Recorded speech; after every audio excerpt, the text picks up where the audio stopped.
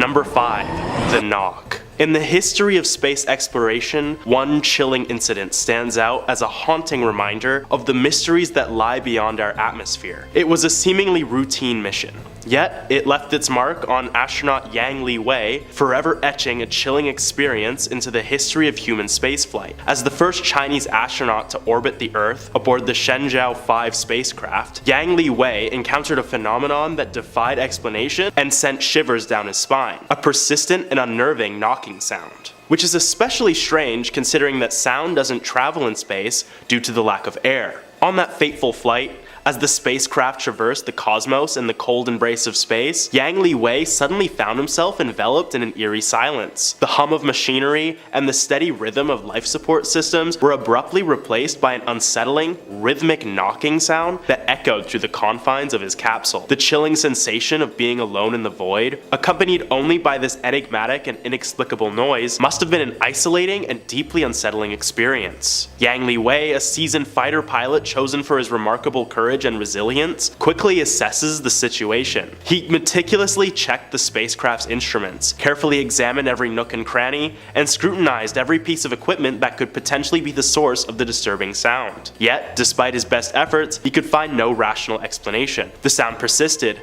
echoing through the metal walls of the spacecraft like an ominous reminder of the mysteries that lay beyond human understanding. As Yang Li Wei later recounted the experience to ground control, his voice betrayed a mix of anxiety and intrigue. His words conveyed the deep-rooted fear that even in the pinnacle of human technological achievement, there were realms of the cosmos that remained untouched by scientific knowledge. The sound, he described, was unlike anything he had ever heard, a series of distinct metallic knocks that rocked the world to its very core. The knocking sound, like an ethereal specter, gradually subsided as the mission progressed. Yang Li Wei successfully completed his orbit and returned to Earth, carrying with him not only the accolades of a trailblazing spacefarer, but also an enigmatic encounter that would linger in his memory forever. Decades later, the mystery of that chilling knocking sound endures. Was it an external force, a cosmic anomaly, or perhaps a mere glitch in the spacecraft systems? Yang Li Wei's experience serves as a stark reminder that despite our advances in space exploration, there are realms of the universe that remain beyond our grasp, their secrets hidden in the void. The knocking sound remains an unsolved puzzle, a chilling testament to the unknown that continues to beckon humanity to venture further into the darkness and unravel the enigmas that await. Next up at number 4, UFO sightings. Few incidents stand as chilling and inexplicable as the UFO sightings experienced by astronaut Gordon Cooper. His illustrious career as a pilot and Mercury and Gemini astronaut was not only marked by groundbreaking space missions, but also by a series of spine-tingling encounters with unidentified flying objects that defied explanation. Cooper's first unnerving brush with the unknown occurred during his tenure as a Mercury astronaut. In the early 1960s, while conducting a mission, he reported a startling sight: a cluster of shimmering,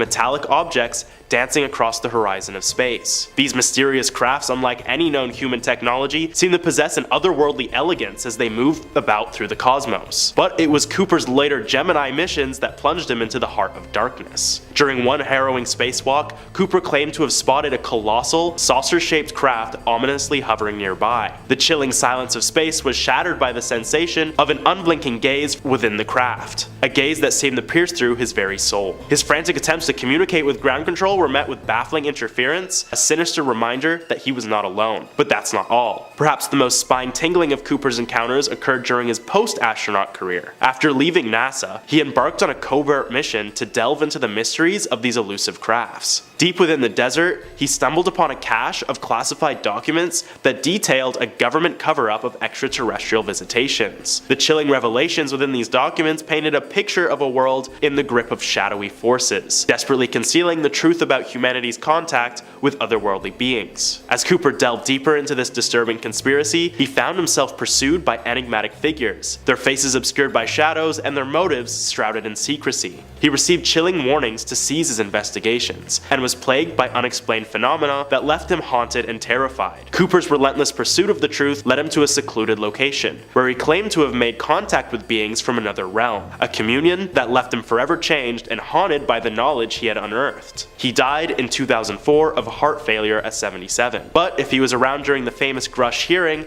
you bet your sweet butts he would have testified. Number 3. Eye in the Hourglass Nebula. The last thing anyone wants to see when looking into a telescope is space looking back at you. But in 1996, a haunting image was captured. The Hourglass Nebula, a celestial marvel situated some 8,000 light-years away from Earth in the constellation Musca, has long been a subject of fascination among astronomers and stargazers alike. It's renowned for its mesmerizing figure-8 shape, but in a haunting image captured by the Hubble Space Telescope, an otherworldly anomaly emerges. A vivid, emerald green eye seemingly gazing out from the very heart of the nebula. This unearthly spectacle presents an unsettling paradox. The serenity of the nebula's symmetrical form contrasting with the eerie intensity of the central eye. The hourglass shape itself, formed by the powerful winds of a dying star at its core, stretches outwards in perfect symmetry, an ethereal ballet of interstellar gases and dust. Yet, within this cosmic dance of creation and destruction, the eye stands as a stark enigma, a watchful alien presence amidst the celestial choreography. The eye's unmistakable green hue, reminiscent of Earth's verdant forests, adds to the disquieting intrigue. It appears almost sentient, as if the nebula itself were a cosmic being, surveying the cosmos with a gaze that transcends time and space. Its radiant emerald glow casts an eerie luminescence across the surrounding nebular regions, imbuing them with an otherworldly ambience. The sense of haunting is amplified by the knowledge that the Hourglass Nebula is a nursery for new stars. While its outer appearance suggests tranquility, this is, in fact, a cosmic cauldron where new celestial bodies are born, and older stars meet their fiery ends. Juxtaposition of creation and annihilation, embodied by the figure-8 shape and the eye at its core, underscores the profound mysteries of the universe. This haunting image evokes contemplation about the cosmic forces at play in the universe, reminding us of the fragility of life and the relentless cycle of birth and death in the cosmos. It challenges our perceptions of the familiar and the alien, inviting us to question the boundaries of what we consider possible. In the end, the Hourglass Nebula's haunting image, with its central green eye, is a testament to the vast, enigmatic beauty of the universe. It's a glimpse into the profound and the eerie, a window into the cosmos that both enchants and unsettles, leaving us with a sense of wonder and cosmic dread as we ponder the mysteries that lie beyond the stars. Staying on theme of the moon landing at number 2, moon babies? The historic moment when astronaut Neil Armstrong set foot on the lunar surface during the Apollo 11 mission marked an unparalleled achievement in human history. However, this momentous event also comes with a chilling finding that's been covered up for a while now. Amid the triumphant roar of mankind's lunar achievement, an inexplicable silence descended. As if orchestrated by an unseen hand, NASA's communication with Armstrong momentarily faltered, shrouding the world in a cloak of eerie stillness. Yet, within those enigmatic moments of radio silence,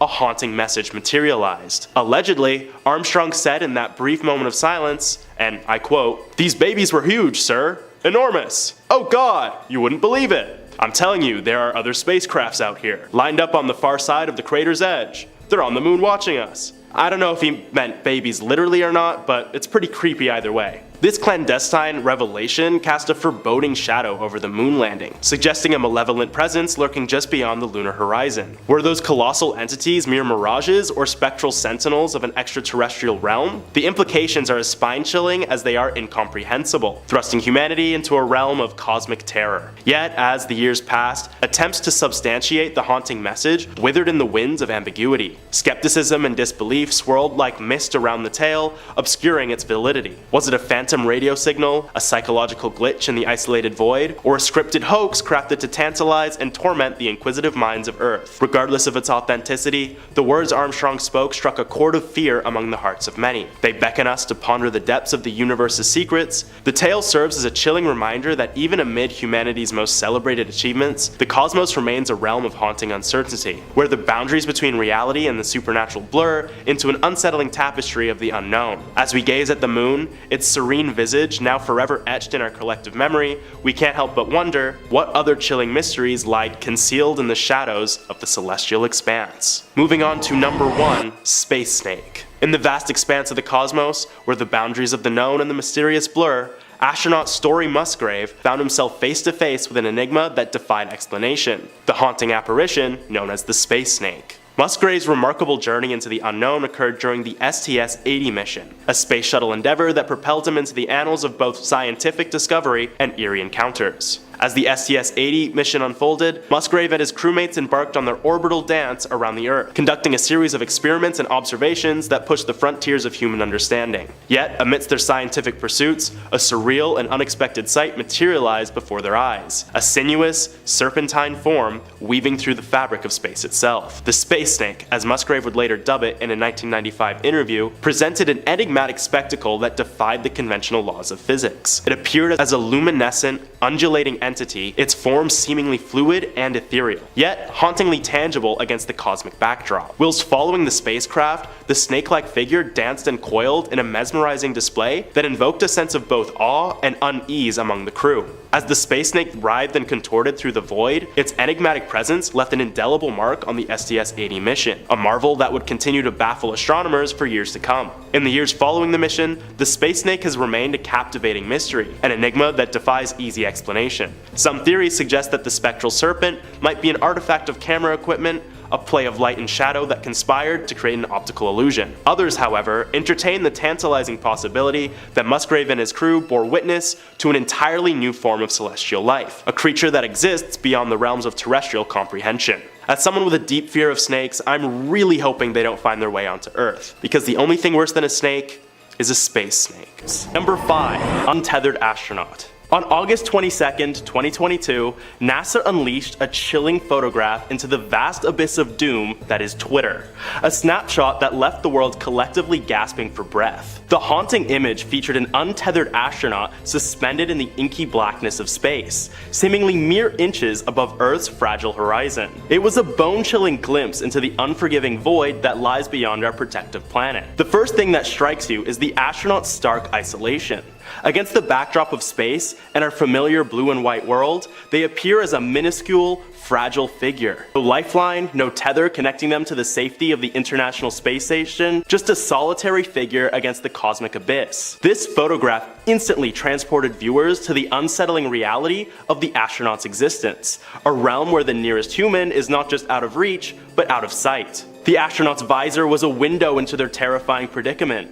It reflected the expanse of space, capturing the stars that stretched endlessly into the distance. The visor encapsulated the astronaut's vulnerability, a thin layer of protection against the merciless vacuum beyond. It was a cruel juxtaposition, the vast, boundless cosmos mirrored in the helmet of a lone human. The background was a canvas of darkness, punctuated only by the distant stars. Space in this photograph was not the romanticized expanse of exploration we see on movies and TV, but a chilling, desolate void. It was a place where sound ceased to exist, where the cold seeped through every inch of the astronaut's suit, and where the laws of nature showed no mercy. This overwhelming sensation was one of isolation. The image forced viewers to confront the solitude of space in its rawest form. The astronaut, a mere speck in the abyss, was a poignant reminder of our fragility in the grand scheme of the universe. In the end, this terrifying photograph served as a stark testament to the courage and determination of those who venture beyond the bounds of Earth. It encapsulated the stark, unyielding nature of space, where the line between survival and oblivion was razor thin. It was a haunting glimpse into the cold expanse of the cosmos, where humans are but fleeting visitors in a realm that remains indifferent to our existence. I just wonder how they got him back. Number 4. Face on Mars. The enigmatic face on Mars is an iconic image that has captivated imaginations, fueled conspiracy theories, and sparked debates about extraterrestrial life for decades. This unsettling photograph was captured by NASA's Viking 1 orbiter on July 25, 1976, and it depicts a peculiar mesa on the surface of the red planet, bearing an uncanny resemblance to a human face. The first glance at this photograph immediately triggers a sense of dread and intrigue.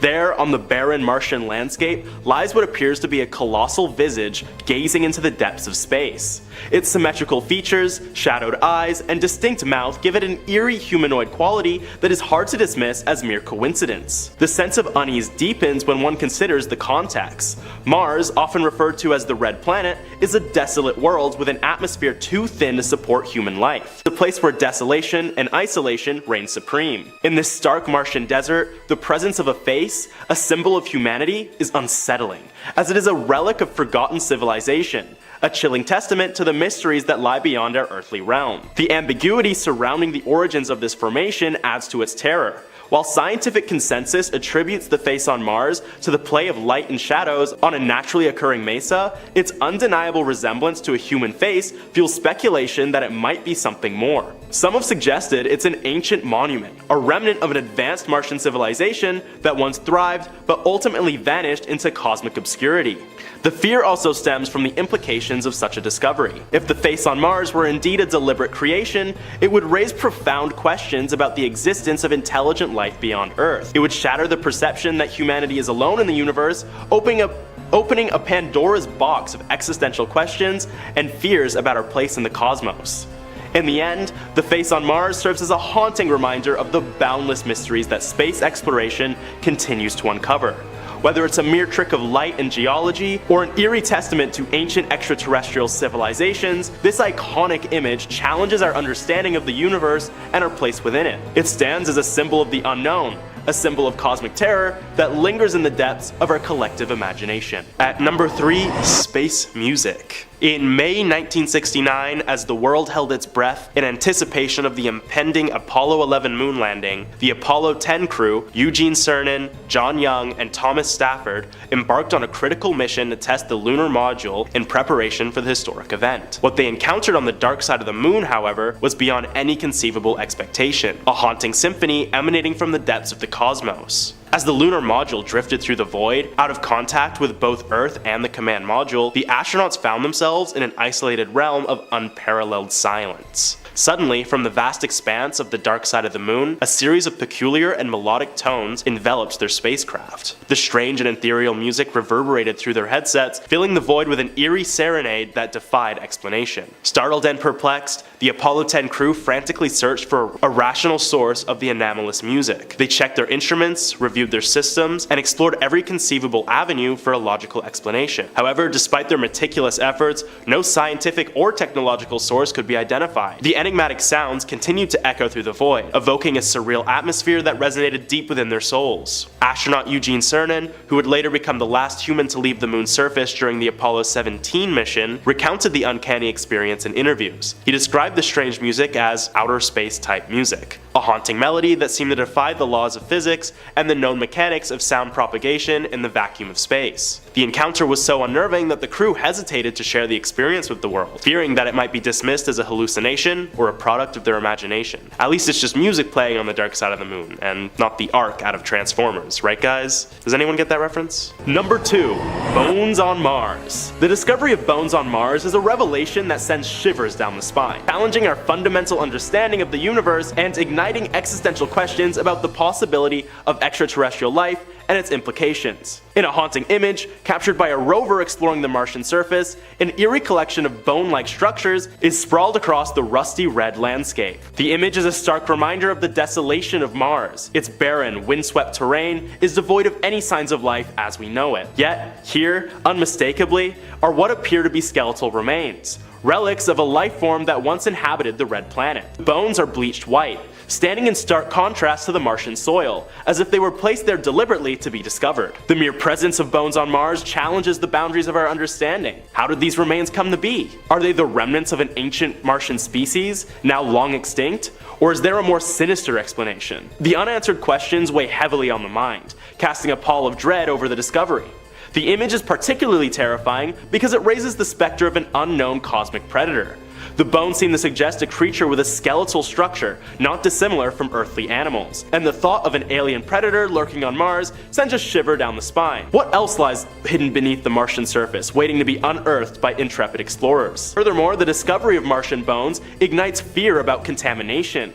If these bones are indeed remnants of ancient life, what potential threats do they pose to future human exploration on Mars? Could they carry diseases or microorganisms that might jeopardize our efforts to colonize the red planet? Ultimately, the image of bones found on Mars is a chilling reminder of the unknown and the unknowable.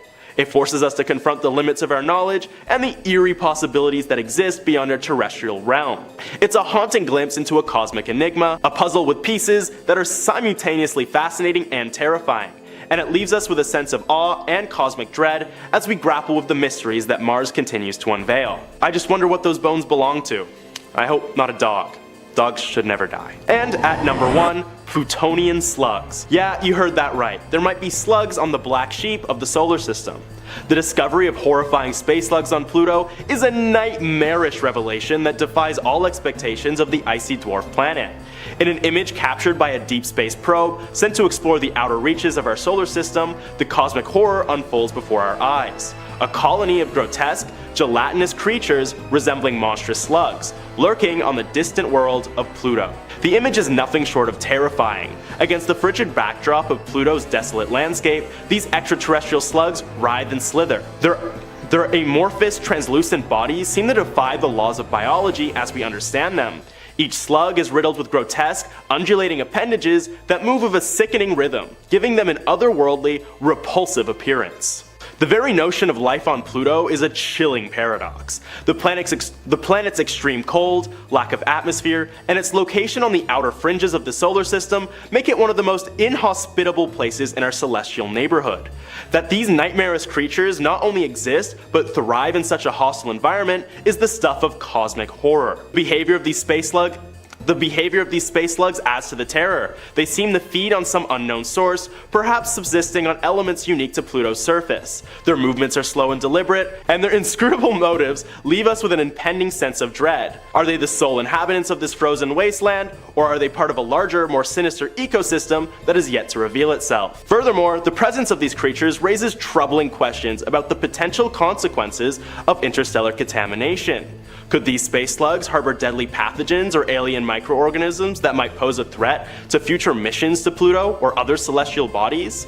The fear of unknowingly unleashing a cosmic menace upon our world adds an extra layer of dread to the discovery. I, for one, think we should never even try going to Pluto, if there really are slugs there. They're gross enough here on Earth, could you imagine how slimy alien ones are? I'll give you a hint. Very slimy. Number 5. The training is brutal. When you were young, did you ever dream of being an astronaut? I think most of us did. You know, dreaming of being a cosmic sailor, soaring through the Milky Way. I know I certainly did. I thought about how I'd ace the training. I'd be the perfect astronaut. I'd be this golden-haired hero of space, like a Luke Skywalker or a guy on an old pulp novel cover or something. Well, the movies and the media makes being an astronaut out to being a lot more glamorous and a lot easier than it is. I mean, we saw Homer Simpson do it and we figured we all could. But the truth is, they really do not take just about anybody.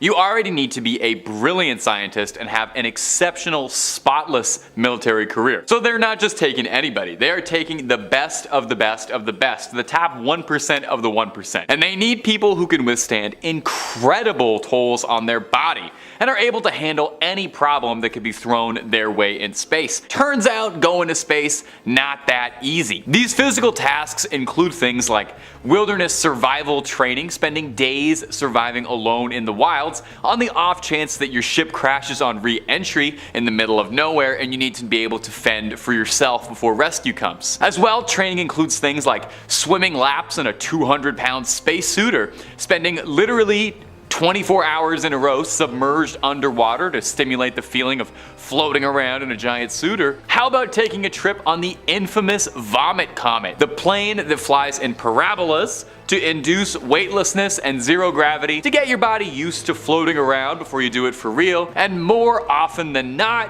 has astronauts tasting what they had for lunch one more time. That's about the most pleasant way I can think to say that. That doesn't quite sound like the fun, carefree adventure I dreamed of as a kid. And if you're looking for more scary stories, strange space stories, UFO sightings, we have got plenty of that and way more on Top 5 Scary. Plus, just about everything scary you could ever think of above the sun and below it. So tap that bell and stay subscribed and don't miss a single scream. Number 4, it destroys your body. Even if you are one of those best of the best of the best who can handle the brutal training that thins out the herd, once you actually do get up into space properly, just existing ravages your body in all sorts of fun, terrifying ways you've never thought of. When you think about it, we really are not meant to be up in that environment. It's kind of like a fish trying to survive on land. So it's not much of a surprise that our body kind of reacts violently poorly to the new conditions. Here's a terrible one I bet you didn't know about. I bet you didn't know that astronauts' gloves are so tight and sealed that when they take them off, I'm actually gonna gag, astronauts lose their fingernails. They get pulled like right off, and frequently they break and sprain their fingers just taking their gloves off. Or maybe you didn't know that most astronauts, after entering zero gravity for the first time, vomit almost immediately, even if they've had tons of training and simulator experience. And this is not made better at all because, where is that vomit going? It's just floating around you for everyone to see. Literally just being alive in space is bad for your body. You can just be sitting, vibing by the window, and it's gonna do damage to you. Astronauts who spend extended time in a space station report a huge loss of bone density, reporting horrible creaking and pains. They even shrink a little bit. Some astronauts note that when they got back to Earth, their spine had to straighten back out in an incredibly painful process. But when asked what the worst part of space life is, one astronaut, Tim Peake, responded saying, "It's watching the soles of your feet disintegrate." I am gonna do my level best to explain this next thing to you without vomiting, but I cannot promise anything. He described that because astronauts use their feet so rarely in space, their soles start to soften like a newborn baby's. And the feet gradually force off all the dead skin and calluses that you build up over a lifetime of walking. Meaning sometimes astronauts, when they remove their socks, shower the cabin with a lifetime of dead skin flakes and big chunks of foot floating around the space station like the literal most disgusting snow globe imaginable. Number 3, space garbage. Obviously, whatever we toss into the atmosphere isn't coming back down anytime soon. Objects really close to Earth's orbits will fall down, a few years, but anything 1,000 miles away or so, that's gonna be orbiting for the next couple centuries. So make sure not to drop anything too important. If you lose your wallet in space, you're not getting that back anytime soon. This is becoming one of the most concerning and pressing problems for NASA, as the debris up in space keeps growing and we're not really doing much to get rid of it. As you can imagine, a collision with anything would be disastrous. In fact, recently the ESA tweeted out a photo of a cracked space station window on the ISS. Kinda terrifying. Luckily there was no breach or any structural damage, just a massive crack in a window. What's scary is that the debris that cracked the window was a fleck of paint. A fleck of paint. Something as small as that in space can cause massive ruptures.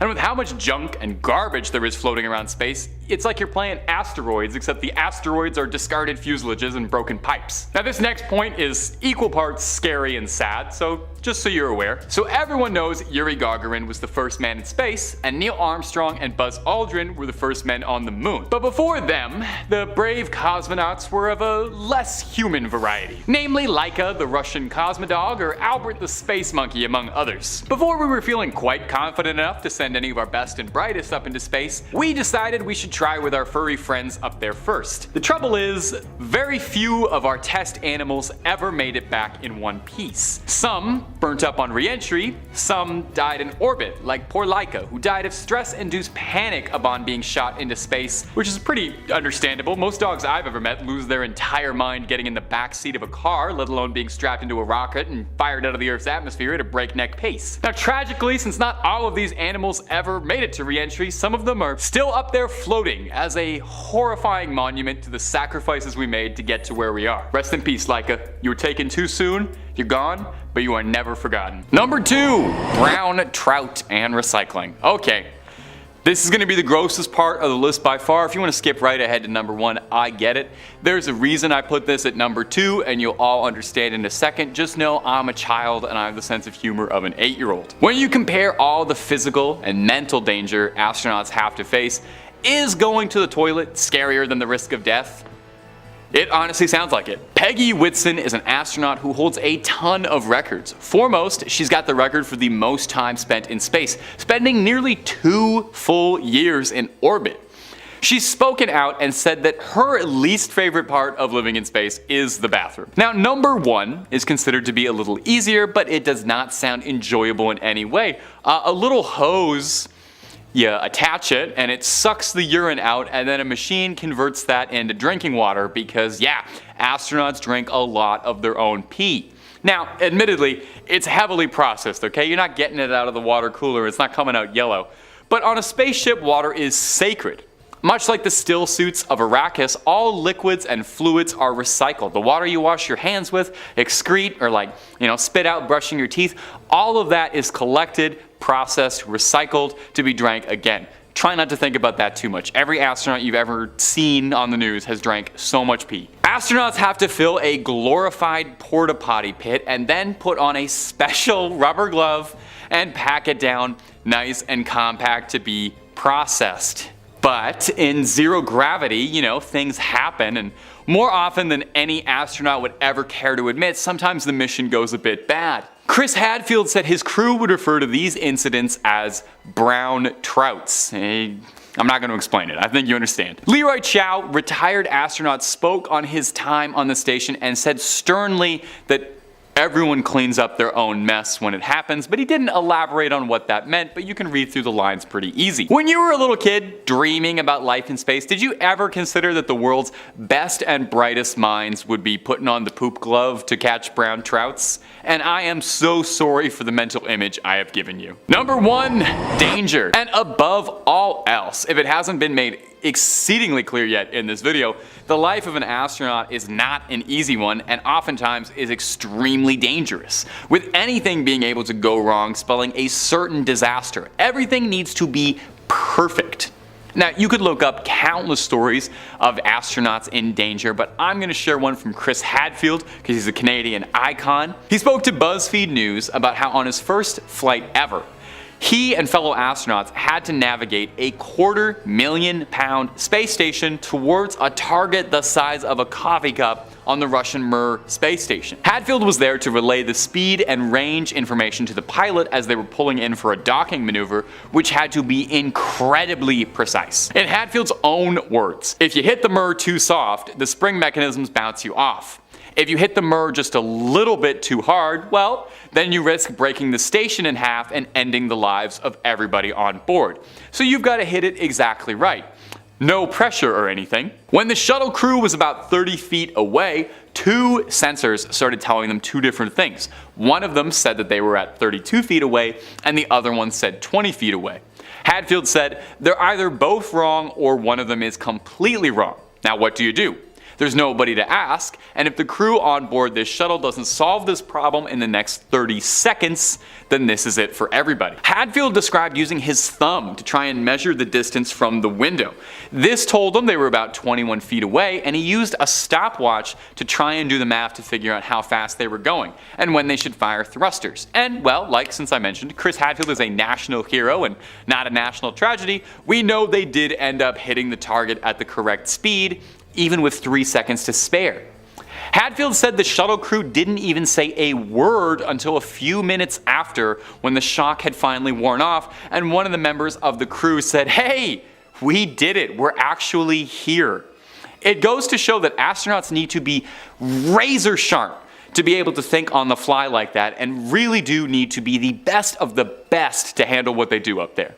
So maybe it's good I didn't end up being an astronaut and I'm just a horror YouTuber. I'm sure you guys all appreciate that way more. Number 5, life on a space station is not nice. I like a lot of sci-fi stuff, and I think it would just be the coolest thing ever to live in space. Imagine being able to look down on the Earth, seeing it as just a beautiful blue marble. A lot of astronauts describe seeing the Earth as a transcendent experience. It's a shame that just about every other aspect of living on a space station is unimaginably bad. For example, I bet you didn't know that astronauts' gloves are so tightly sealed on them that frequently astronauts peel their fingernails off and they injure their fingers while taking them off. Ha, if you need a second to shake your willies out after that, I understand. Maybe you didn't know that most astronauts vomit soon after entering zero gravity for the first time, even if they've had plenty of simulator experience. Not made any better, of course, is the fact that, the vomit doesn't go anywhere except where you are, and then it's just floating like you're in the world's worst snow globe. Even just existing in space can be damaging to your body. Astronauts who spend extended time up in zero G report a huge loss of bone density. Obviously, there's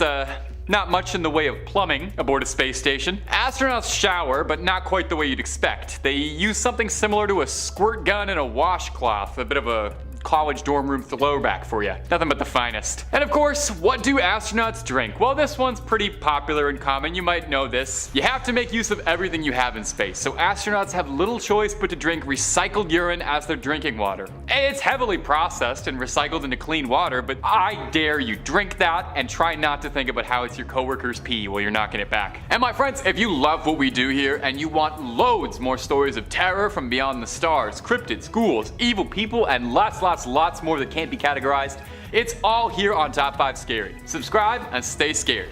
Now let's keep going. Number 4, getting baked by the sun. Sounds nice, actually, but not in this context. A walk in space sounds like the single coolest thing a human being could ever do in your life. Imagine walking in space! Of course, a spacewalk is no easy task, even for a veteran astronaut. Triply so if, God forbid, anything bad happens. Bob Kerbeam was an astronaut, and he held the impressive record of completing the most spacewalks in a single trip, with 4. So Kerbeam was about as good as it gets when it comes to taking a zero-G stroll. And on one of those walks, a cooling pipe burst, and Kerbeam found his suit soaked in toxic ammonia. Now, the only air inside a space station or spacecraft is really whatever the astronauts brought with them. It's a closed system. So the last thing any astronaut would ever want to do is bring something volatile and toxic, like say a spacesuit covered in ammonia that's contaminating you, inside the space station. Now, luckily, because Kerbeam was a very experienced spacewalker, he was able to react quickly and properly with a kind of scary solution. He said that part of NASA training is being able to take things slow and being able to look around yourself even during the most panic-inducing moments of your life, and this training helped him quickly come up with a clever solution. What's the best way to burn something toxic off your suit? By boiling it, of course. And where's a good source of heat out in space? Well, Kerbeam thought to do a little tanning and got himself closer to the sun and let himself bake for a full half hour to boil off the ammonia. I can't even imagine how surreal that experience must have been. Imagine sun tanning in front of the sun, just spread eagle, letting all the rays on ya. The rest of the crew did their best to clean the suit and wore oxygen masks until they could be absolutely certain that nothing had made its way into the craft. It's a stark reminder of just how serious you have to take every single thing aboard a space station. There is no room for error. You know, I'm sure there's some little laughs in between it all. Something as small as a little spill can be disastrous.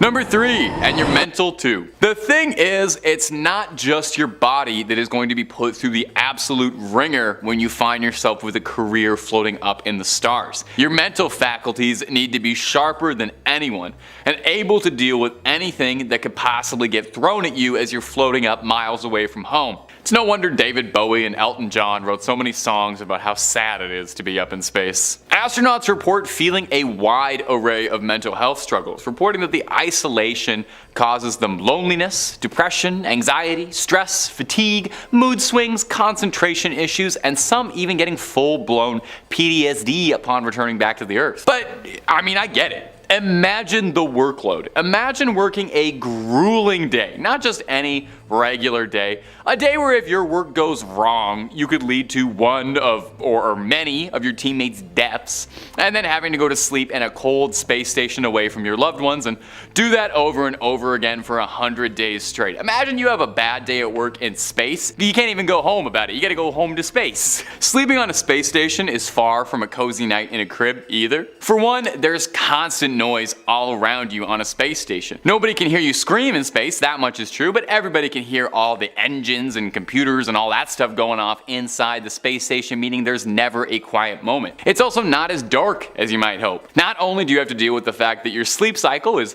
no longer tied to the sunrise and sunset anymore, because you're going to see about 16 of those a day, but you have to tend with flashing lights all over the station from the machinery, but as well lights that are thought to be caused by cosmic rays passing through your eyelids. As well, there's also, you know, no gravity. They definitely tell you that. Imagine having to tie yourself to a wall to avoid bumping your head around a cabin while you're just trying to get your 8 hours and a little REM time. Number 2, on-the-fly repair. Now, oftentimes astronauts will have to do on-the-fly repairs while out in space, which can be both incredibly stressful and highly dangerous. I mean, if anything goes wrong, it could spell critical consequences for you, obviously, but it also affects your crew, and in the case of the ISS, you're talking about something that affects the entire planet. Scott Parazinski is a famous American astronaut. He's notable because he completed 7 spacewalks in his career, including one miraculous, terrifying impromptu EVA trip to repair a solar panel. EVA is extravehicular activity, if you didn't know that. I learned that from Halo 3. Parazinski did an interview with BuzzFeed Science, where he spoke of this nail-chewing experience. Initially, the main objective why they went up there was to install a new module on the ISS that would serve as a building point for additional future research laboratories. Very cool. And part of this process involved changing the location of an array of solar panels because they were in the way. Things were going along really well, and the crew inside commanded these large solar panels to extend. They then got jammed up and the panels began to tear. Parazinski told the BuzzFeed Science staff it was unsafe to continue to extend this panel any further, and you couldn't retract it either. There was concern that if we even tried to undock the space shuttle, it might rip apart and hit the shuttle and we would have another Columbia disaster on our hands. Or we would damage the ISS and we would have to have everyone evacuate. On the ground, Houston was rushing to try and come to a solution because obviously no one wants either of those things. And their solution was to have Parazinski take a spacewalk further from the safety of an airlock that anyone had ever done before. Parazinski explained though that wasn't even what was stressing him out. Listen to this. There was a real danger that we could do even worse damage to the space station. And there was the potential of risk to myself, because if there was any metal-to-metal connection with the solar panel or arcing, it could actually electrocute me, or it could ignite the oxygen in my spacesuit. All of the tools I had to be specially insulated. The metal in my spacesuit had to be wrapped in tape. Thankfully, everything worked, and I still think it's one of NASA's greatest accomplishments. Whew. I'm gonna be honest, I don't think I could have done it. I would have given up. Sorry. And number 1, crashing back into orbit. Returning to space is just as complicated as launching yourself into it. It's not as easy as just hoping you'll fall, what with the no gravity thing. Especially when something goes horrifically wrong, all it can take is one tiny little mistake to cause a huge disaster. Soyeon Yi was the first Korean in space, and after what seemed like a pretty good mission to the ISS, she boarded a Soyuz spacecraft alongside 2 other astronauts. Now, as they were returning home, there were some problems with the detachment of the Soyuz capsule, and then the ship had the wrong trajectory. The ship's onboard computers switched them to a ballistic re-entry method, which is a backup method that uses atmospheric drag, but ensures that the heat shield is still protecting inhabitants of the castle. And if you know what that means, let me know. I just read those pretty words on NASA's website and read them for you here. The capsule was coming in far too fast and hot, and they were not even remotely on their course for re-entry. They ended up careening and crash landing 260 miles away from their landing zone in Kazakhstan. Miraculously though, and thankfully, all of the astronauts survived, although they were hospitalized later, but nothing critical. There was no one around to recover them, however. They'd been expecting a recovery crew. There were no helicopters or medical personnel waiting, nothing. They were stranded in the middle of nowhere. Now, readjusting to gravity after spending a lot of time in space is apparently very difficult. Wouldn't know, haven't done it yet. And the crew had to crawl out of the craft and then collapsed into the grass, relieved, shocked, exhausted, but happy to be still kicking. It was then that they were approached by some Kazakhstani nomadic people who probably thought they were aliens. I mean, what else would you expect when you saw people fall from the sky? They tried to get them to a phone, but the nomadic people didn't really have that and didn't understand much, and genuinely just could not imagine what was happening. Could you imagine living the life of a simple sheep herder and then a spaceship crash lands in front of you? The crew ended up using the GPS inside their capsule to contact the Russian Space Agency, who eventually found the rescue they needed and recovered all 3 astronauts who were hospitalized upon returning to Korea. Coming at number 5 now, we have James McDivitt. James Alton Jim McDivitt was born on June 10th, 1929 and lived his life under the glorious title of NASA Astronaut. Now, he was commander under the Gemini 4 flight, where fellow pilot Ed White performed the first ever US spacewalk, which paved the way towards the moon landings and modern space exploration as we know it. Now, later in life, he became manager of lunar landing operations and was the program manager for the Apollo spacecraft missions. So he's got quite a few feathers in his cap. However, it was even weirder then when James McDivitt claimed that he saw something very weird while up there in space. During the 1965 Gemini 4 mission, plainly put, James McDivitt spotted a UFO. So convinced of the fact, McDivitt even spoke about the event in an official interview with NASA. He said, "I looked outside, glanced up, and there was something out there. It had a geometrical shape similar to a beer can or a pop can. It was all white." The press took hold of this story and went wild, and reports of the UFO went global. It wasn't until years later though that McDivitt retracted on his statement and put the whole thing to bed. Or maybe that's just what the government told him to do. Next up at number 4 we have Yang Liwei. Yang Liwei, born 21st of June 1965, is a Major General, military pilot and astronaut of CNSA. China's equivalent of NASA. In 2003, he was the first person sent into space by the Chinese space program. Gaining national notoriety as a grade A certified badass. It was weirder still then that during his maiden flight into space, he recalled hearing a repeated knock on the body of the space vessel. He described it as sounding like someone knocking on an iron bucket with a wooden hammer. Imagine that, you're alone in a tiny spacecraft in the endless abyss of space, and then you hear someone knocking, trying to get in. Also, there's the fact that space is a vacuum, and it's a given that there's no medium for sound to travel within. It got even weirder though, because in later separate missions in 2005 and 2008 respectively, subsequent astronauts reported similar sounds with the same consistent knocking. Well, who knows what it was, but whatever wanted to get in, thankfully didn't yet. What do you think of that? I don't know why I think of that. Literally. If you were up in space and you heard someone knocking at your door. I mean, I'd probably just open the door and get it over with right there. If I'm going to die anyway, I might as well do it on my own terms, you know. You're pretty claustrophobic though. Yeah, I wouldn't be in space in the first place. Oh, okay, yeah. No, I'd avoid that whole situation altogether. Exactly, I'm doing it right now. Alright then, jumping in now at the number 3 spot, we've got Neil Armstrong. You may have heard of him, the world's most famous astronaut. Neil Alden Armstrong was born on August 5th, 1930 and sadly passed away at the ripe old age of 82 in August of 2012. Now during his time, Neil Armstrong was heralded as the first superstar man and was at the forefront of the world's fascination with space travel. After all, he was the first man to walk on the moon, or in a film studio if you're bored and angry. But several theorists believe that something entirely different went down whilst Neil took his stroll on the moon. According to retired Chief of NASA Communications Maurice Chatelain, only moments before Armstrong stepped down the ladder to set his first step on the moon, 2 UFOs apparently hovered overhead. During this time, there was 2 minutes of radio silence that NASA attributed to a television camera overheating, which apparently disrupted the reception. Okay, sure. Well, what did Neil Armstrong say in those 2 silent minutes? "These babies were huge, sir. I'm telling you, there are other spacecraft out here lined up on the far side of the crater's edge. They're on the moon watching us." Mr. Armstrong kept his lips tightly sealed until he passed away, but there are some people that still firmly believe that in 1969, not only did we land on the moon, but we may have also discovered alien life there as well. I think this leaves conspiracy theorists with a little bit of a dilemma. How could NASA cover up the alien meetings if it was all filmed on Earth? Something has got to go, and it might be reality.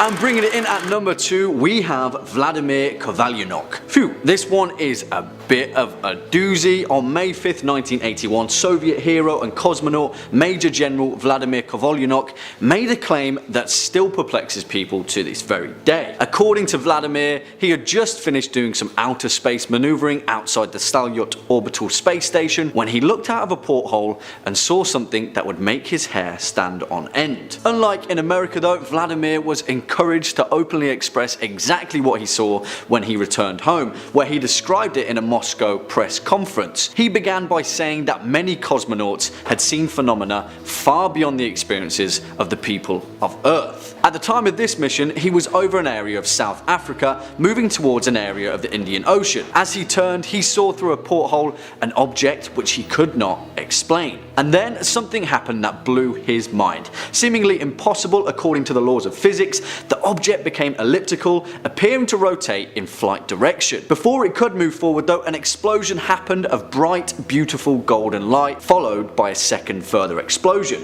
After the blast, Vladimir saw a weird white smoke, then a cloud-like sphere, before the scene disappeared from his view. Now, if you believe this guy, then what he describes kind of sounds like faster than light travel, and some alien species just decided they'd pop in and say hello and show off their technology. Who knows? But if you believe this Russian cosmonaut, then who's to say that they're not still out there? Well, I mean, I don't think the Russians have ever lied about anything, ever. I can't think of one instance where... I didn't expect you to say that. No, actually, I definitely believe the cosmonauts, maybe more than the astronauts. I do think there's a culture in the US of I mean, hush, hush. he doesn't really have reason to lie though, really. No one's saying it's not a trick of the light or, you know, something bouncing off somewhere, but he's up there. He's smart enough to get up there. Stupid people don't go to space. No. So I don't think that, would they kill him for that? Would they kill him for saying that? As long as it's not hurting. he's a hero. Yeah, exactly. That's fine. All right, finally now at number 1, we've got Gordon Cooper. Gordon Cooper, aka the first American to have a nap in space during his 34-hour Mercury 9 mission, which was launched in 1963. He was born in Oklahoma in 1927. Gordon Cooper was a pretty level-headed, softly spoken guy and racked up some pretty incredible, valuable missions into space, as well as other critical research that came with it. He was possibly the most vocal advocate of the life forms that lurk in the depths of space, so much so that he even went to the United Nations conference to submit his extraterrestrial claims. Now, during his 22-hour orbit trip around Earth, as he floated above Perth, Australia, Cooper suddenly noticed a strange green glowing object approaching the Mercury capsule that he was flying in. Sounds weird, doesn't it? Well, Gordon Cooper definitely thought so too, and he was convinced that he was witnessing some sort of alien life in action. Well, the object that he saw was actually picked up by a radar tracking station in Mouchia, Australia, and Cooper reported the incident via radio while he was on the mission. When he landed, things got a little bit hush-hush, you could say, and Gordon Cooper's incident was swept under the rug. When questioned, NBC reporters were explicitly told that he was unavailable to comment regarding the strange green sighting. What do you guys think of that? What do I think? Gordon Cooper sounds pretty legit though. To go to the UN and say, guys, I saw an alien up there. Yeah. Take some brass tacks. I was going to say that not everyone can do that. You know, I don't want anyone watching this to think, oh, I saw a UFO as well. I'll just go to the UN and tell them about it. How do you submit that? No, yeah, they don't care. Unless you've been to space, they don't care. Don't try. Does that mean if you have been to space, you can say whatever you want? You can say whatever you want. You can talk to the UN all day. Do you think we've got anyone who's actually been to space watching this? Starting off this countdown, we have Apollo 1. On January 27th, 1964, a fire took the lives of 3 astronauts during a launch rehearsal test. A damaged wire was the cause of this fire. Then a spark in the spacecraft ignited a flame. The high-pressure pure oxygen environment was the perfect catalyst for a fire to start. Then the foam pads and nylon netting in the craft added fuel to the fire. 4 astronauts struggled to get out and ended up perishing in the flames. Their last communication went as so. Ed White yelled, "Fire!" into his headset. Then Gus Grissom yelled, "I've got a fire in the cockpit." Then the 3rd astronaut, Roger Chaffee, yelled, "Fire!" as well. The last thing they all said was, "Get us out." This transmission was then followed by their screams as they were engulfed in the flames. The last thing they said was a plea for help for somebody to get them out of there before they died. Oh, that is so dark. It just sends shivers down my spine. In our 4th spot, we have the Lost Cosmonaut. Back in the 1950s, 2 brothers, Achille and Giovanni Giudica, were working as amateur radio operators. They gathered together old gear and set up shop in an old bunker. In 1960, they came across something pretty terrifying. So they claimed that they got signals from a Soviet cosmonaut that was lost in space. Apparently, she was returning to Earth's orbit when everything began to go wrong. Her spacecraft was malfunctioning, and in the recording, the woman, speaking in Russian, is pleading for help, saying it's getting hot. Then the spacecraft bursts into flames. Thankfully, they saved the recording so that they could share it with others. Now, the Soviets denied this, saying that it was an unmanned craft that burned. But the thing is, a lot of cosmonauts died during the space race. But the Soviet Union refused to reveal those deaths. Half the time, they would just cover them up. So it could be that this recording is real and captures the last moments of this woman pleading for her life. Moving on to number 3, we have the Soyuz 11. On June 6, 1971, 3 Soviet cosmonauts launched into space. Their goal was to make a record for the longest time spent in space. Sadly, the mission failed and they became the first people to die in space. Now, the spacecraft landed perfectly, but when the team opened the hatch, they found all 3 crew members dead. Their faces filled with dark blue spots and blood dripping from their ears and noses. What happened was their breathing ventilation valve ruptured. They died from decompression. They died within seconds. It happened so fast that they couldn't even get a word out. So I'm kind of cheating by putting this one on the list, but the last thing heard from them was a gasp for air, then a weird popping sound, probably from the air in their lungs expanding from the drop in air pressure and being exposed to the vacuum of space. To me, that is more terrifying than hearing them plead for mercy. Like, you're literally hearing them die. In our second spot, we have Vladimir Komarov. Vladimir Komarov was a Soviet test pilot, aerospace engineer, and cosmonaut. In 1967, he was sent on the Soyuz 1. The mission ended very badly though. Here's the thing.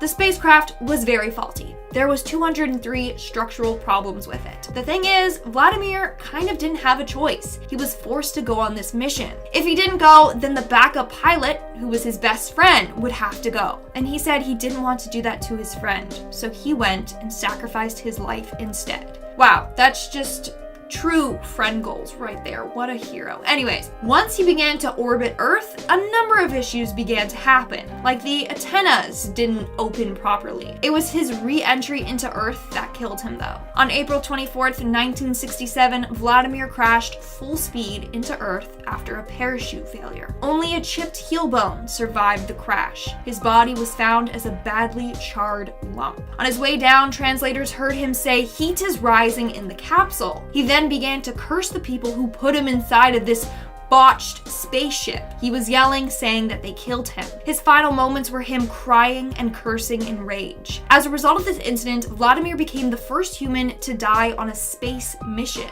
Imagine hearing those final moments though. That would just change your life forever. And in our number one spot, we have the Challenger. On January 28th, 1986, the Space Shuttle Challenger broke apart during the flight. It happened only 73 seconds into the flight. This resulted in the death of all 7 crew members on board. The crew consisted of 5 NASA astronauts and 2 payload specialists. Basically, what happened was at 11:39 a.m., the shuttle started to break down over the Atlantic Ocean. It started because of a failure of the O-ring seal in the right solid rocket booster. From there, the right solid rocket booster failed during takeoff. Then the force of the takeoff basically caused the rocket to break apart. Now it's thought that some crew survived the initial breakup, but the impact onto the ocean surface would have killed them. The last words came from pilot Michael J. Smith. All they heard was him say, "uh-oh," before they lost communication with them altogether. It's believed that the uh-oh came after they felt a huge jolt from the shuttle breaking apart. That's the last thing he ever said. It was later retrieved from the flight deck tape recorder from the ocean floor 2 months after this incident. Now, here's where it gets even darker and twisted. Apparently, a secret tape was leaked from NASA. On this tape, it was revealed that the recording continued on after the uh-oh. After that, you could hear someone yelling, "What happened? What happened? Oh God, no." And then you could hear screams and cries. Someone began to pray, others began to curse. One of the astronauts can be heard saying, "Can't breathe," choking. Another can be heard yelling, "We are dead." Now apparently this is a hoax and the tape has been debunked, but some NASA employees have admitted to hearing way more after the uh-oh, and NASA is just covering it up. Number 5 on this list is that green orb. Major Gordon Cooper was one of the earliest American astronauts there was. He was the last astronaut to ever fly in space completely by himself, a feat that's honestly just terrifying if you ask me. While he was out there in space, Cooper saw something that he couldn't explain and something that just doesn't make any sense. It was a rapidly approaching green orb, something that was actually picked up by the radar system that was tracking him in Australia. He couldn't fully make out what it was, but he knew that it was a big object and that it was glowing green. Cooper has since come out and discussed his strong belief in UFOs and aliens. It turns out that UFO sightings are not as uncommon as we may think for astronauts or the government, that these sightings happen very frequently and are very often covered up. For many years, I have lived with a secret, and a secrecy imposed on all specialists in astronautics. I can now reveal that every day in the USA, our radar instruments capture objects of form and composition unknown to us. And there are thousands of witness reports and a quantity of documents to prove this, but nobody wants to make them public. Why? Because authority is afraid that people may think of God knows what kind of horrible invaders. So the password still is, we have to avoid panic by all means. Now that's a direct quotation from Major Gordon Cooper discussing the truth behind his sighting and many other sightings that the government makes on the daily. If this is factual and the government actually does see these anomalies all the time, then it's totally reasonable to believe Cooper saw a real-life UFO while he was in space that time. It should also be noted that when he landed, he was told that reporters were not allowed to ask him about his sighting and to keep it under wraps. Seems to me like these astronauts and the government know some stuff that they don't want getting out. Number 4 on this list is space snakes. Franklin Story Musgrave is a former NASA astronaut who spent over 53 days in space. He's extremely intelligent, having 6 separate degrees, and definitely knows about space since he went on 6 separate missions there. That's why when he came out and spoke about seeing a massive space-like eel up there, it really shocked the world. On 2 of my missions, and I still don't have an answer, I have seen a snake out there, 6, 7, 8 feet long. It's rubbery because it has internal waves in it and it follows you for a rather long period of time. The more you fly in space, the more you see an incredible amount of things out there, and that sort of brings to you really a certainty that other living creatures are out there. Some incredibly primitive, more primitive, some just proteins coming together, amino acids, and some just single cell organisms and other civilizations that have been around for 1,000,000 years that are doing unimaginable kinds of things. 6, 7, 8 feet long. You heard that right, guys. I know that he goes on to talk about proteins coming together and stuff, but that seems like a lot more than just a few amino acids to me. That's a big creature that he saw not only one time, but on 2 very separate and different occasions. This is a full-on NASA astronaut who is super well educated, coming out and talking about a massive eel in space. Now, he's the only one who's come out and spoken about such things. However, there was a picture released from the Mars rover with potential evidence of a snake. Take a look at that image right there. That looks a lot like a snake to me, and if there's one chilling on Mars, then there's no reason to think that there couldn't be one in space either. If this is true, then more astronauts definitely must know about this, and they must be trying to keep it under wraps for a reason. Maybe they don't want the public to freak out about these space snakes, maybe they're just scared of them themselves and aren't ready to release the info yet. But whatever the case may be, it's starting to look like our slithering pals aren't just here on Earth. Number 2 on this list is space pee. Okay, so I know how that sounds. No, I'm not talking about some evil urine alien that somebody spotted or some massive pea planet. But this entry is just more about how hard it is to actually live up there in space and the realities of the situation. Also, I guess this is less of a secret, but more of something that just doesn't get talked about enough considering how much it must suck. But listen to this statistic, guys. If you want to go into space and live up there for 1 year, which I frankly don't really understand why you would want to do, but anyways, let's assume that you do want to do that. If you want to go live there for 1 year, then you're gonna need to drink 730 liters of your own urine and sweat. 730 liters. That is 730 milk bags worth of your own excrement that you now need to consume. Now, I obviously have to point out that this is recycled urine and recycled sweat, so you don't need to just pee in a cup and then take a sip or anything like that. But this just goes to show how difficult it is to come by water in space. It's so difficult to get water that we literally need to constantly reuse what we have in our bodies already. Like, you basically never get any new water in your system for an entire year if you go to space. You're just reusing the old water over and over and over again. Honestly, after hearing this stat, guys, I have no idea how these billionaires think that we're getting to Mars. Like, sure, build a ship that can take us there, manufacture a shelter that could withstand the elements, but how about water, dudes? You know, that thing that we need? I don't want to move to Mars and just live off of pee for the rest of my life. Anyways, big respect to the astronauts out there who have to do this for a whole year. You guys are way stronger than me. Finally, number 1 on this list is changing DNA. This one is definitely a weird one and honestly pretty scary. Ranker writes, astronaut Scott Kelly, who spent a year at the International Space Station in 2016, returned to find that he was 2 inches taller than his departing height. The new physical differences between Kelly and his identical brother Mike, also an astronaut, were startling. Scientists compared the DNA of the two and found that, besides growing 2 inches, Kelly's gut bacteria were completely different and his gene expression had changed. Scientists concluded that the changes were caused by the stresses of space travel, which can cause changes in a cell's biological pathways. Although Kelly eventually returned to his original height, his other genetic changes are seemingly irreversible, meaning Kelly and his brother are no longer identical twins. So that's honestly pretty insane. If we go to space, our DNA can just literally change on us. Obviously, we have no idea how this works, but think about the potential that this could have. Is it possible to harness this ability? To be able to send someone into space and cure a disease that they were born with? Like, this truly feels like some Fantastic Four level stuff right here, where we can actually change our human makeup. Granted, we need to look at it from the other angle as well. Could this be extremely detrimental? Yeah, I think it definitely could. You could go into space and then have your DNA totally change on you in a way that's for the worse, causing you lifelong problems after that. I had no idea that this was something that could happen in space, but it's definitely something that we need to do some more research on because, like, it could be wild.